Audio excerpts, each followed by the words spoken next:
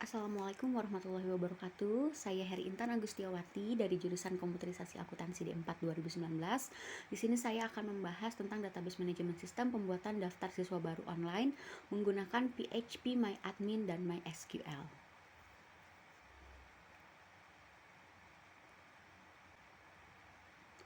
Berikut langkah-langkah pembuatannya. Yang harus kita lakukan yaitu mengaktifkan terlebih dahulu nih SMPP dan CMD-nya dengan perintah seperti berikut. Pada SMPP kita klik start pada Apache dan MySQL. Setelah SMPP dan CMD-nya sudah aktif, kita buka browser untuk membuka localhost dengan perintah localhost/phpMyAdmin dengan tampilan berikut. Lalu kita klik enter.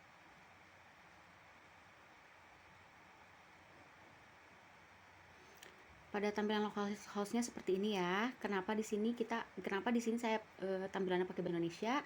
Karena emang nggak tahu otomatis laptopnya tuh kayak nge-switch langsung ke bahasa Indonesia gitu. Jadi kalau misalkan teman-teman ada yang pakai bahasa Inggris nggak apa-apa ya. Di sini ada pengaturan umum, pengaturan tampilan, dan di sebelah kirinya itu ada menu baru, kemudian ada beberapa database juga ya. Di sini ada database, SQL, stories, dan lain-lain. Untuk pembuatan data baru atau pekerjaan baru atau project baru, maka kita bisa memilih menu yang paling kiri, yaitu menu baru. Sebelum kita membuat data baru, kita buat database-nya terlebih dahulu. Untuk database-nya, untuk nama database-nya kita sesuaikan dengan kebutuhan kita ya. Di sini saya mengisi dengan nama saya sendiri dan NIM.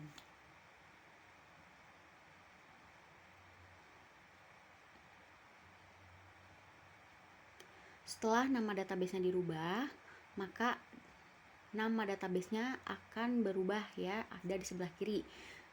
Di sini saya merubah namanya Heri Intan _D2119211096 pendaftaran siswa baru.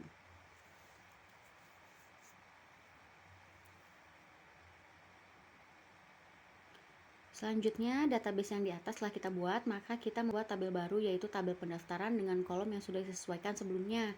Di sini kita membuat tabel pendaftaran dengan jumlah kolom 10. Setelah nama tabel dan jumlah tabel yang diisi, maka kita langsung klik go dengan tampilan seperti berikut. Setelah klik go, maka tampilan localhost-nya akan seperti ini. Ada kolom-kolom di mana yang harus diisikan dengan atribut-atribut yang kita butuhkan. Setelah muncul tampilan seperti tadi, banyak yang harus kita isi kolom-kolomnya. Di sini saya membutuhkan ID pendaftaran, tanggal daftar, tahun ajaran, kemudian jurusan, nama peserta, tempat lahir, tanggal lahir, jenis kelamin, agama, alamat peserta. Untuk ID pendaftaran saya menjadikan itu sebagai primary key.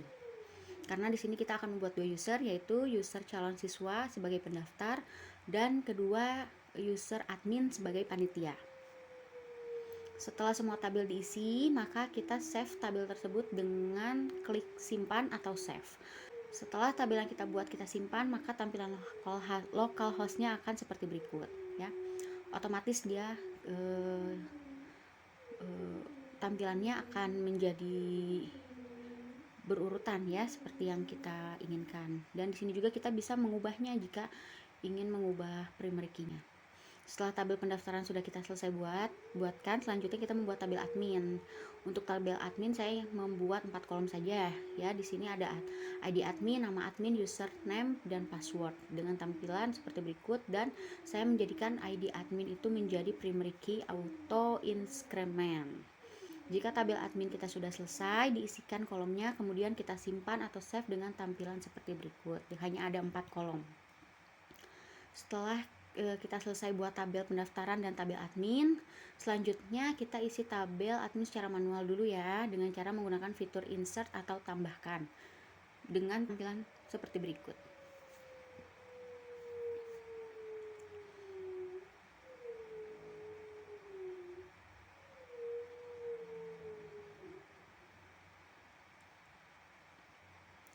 Kita isikan pada kolom nama admin dan username. Setelah selesai diisi seperti pada tampilan di bawah, kita save atau simpan. Kemudian tampilan setelah di save-nya akan seperti ini ya, seperti pada CMD gitu, untuk mengecek saja. Kemudian kita klik save.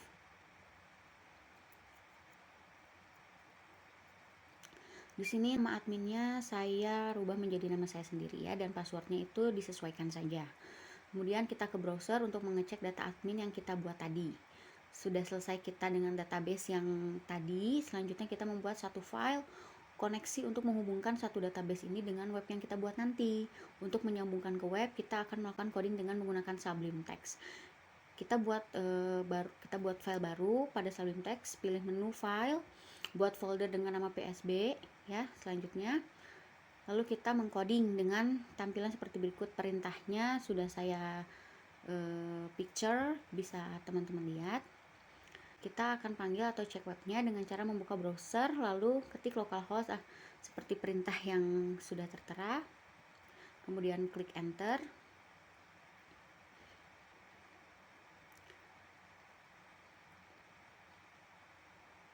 Jika koneksi webnya sudah terhubung, maka tampilannya akan seperti ini ya teman-teman.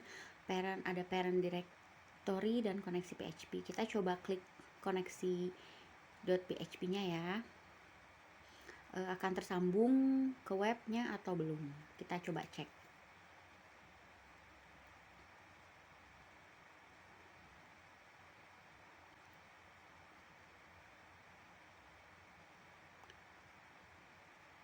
Nah, tempat selanjutnya kita akan membuat pada pendaftaran siswa. Buka lagi Sublime Text-nya dengan membuat file baru dengan nama index.php dengan perintah seperti berikut.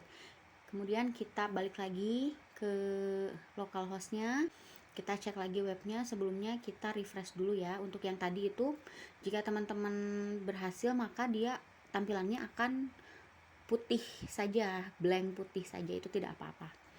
Lalu kita membuat file baru lagi di Sublime Text dengan file CSS. Kemudian di file CSS-nya kita buat file baru lagi, kita beri nama style.css.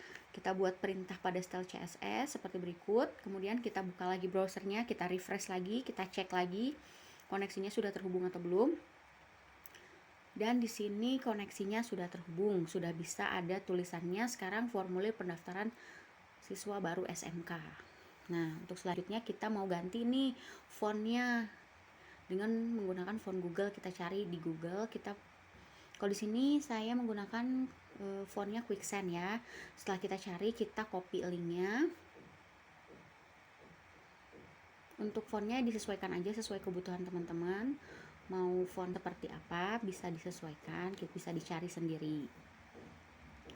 Lalu jangan lupa diklik linknya, lalu hasil copy yang tadi kita paste di index.php ya.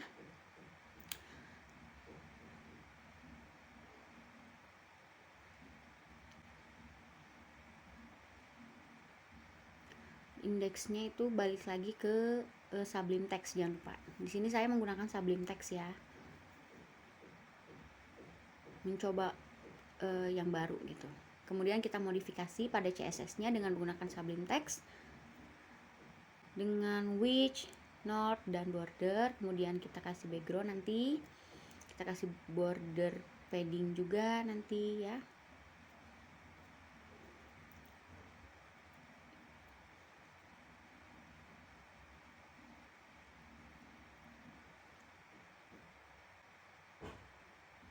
Kemudian kita coba refresh lagi browsernya, tampilan lamannya berada di dalam box seperti berikut. Selanjutnya kita mencoba membuat margin atasnya ya. Yang tadi sudah ada tampilan margin atasnya, jadi kolomnya sudah agak membesar.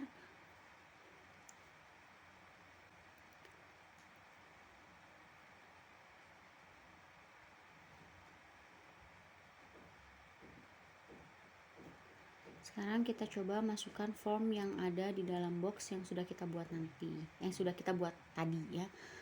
Nanti di situ ada beberapa kolom dengan cara memasukkan perintahnya pada Sublime Text.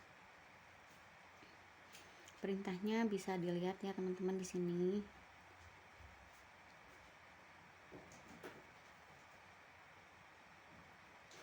Lalu kita balik lagi ke browser, kita refresh tampilannya. Nah, sekarang udah ada tambahan yaitu tahun ajaran. Formulir pendaftaran siswa baru SMK, lalu di bawahnya itu ada tahun ajaran.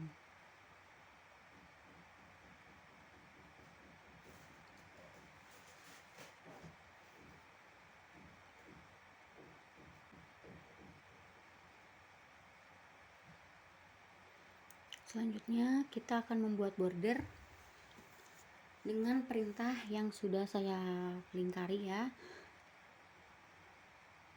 Bordernya nanti akan tampil di laman yang tadi.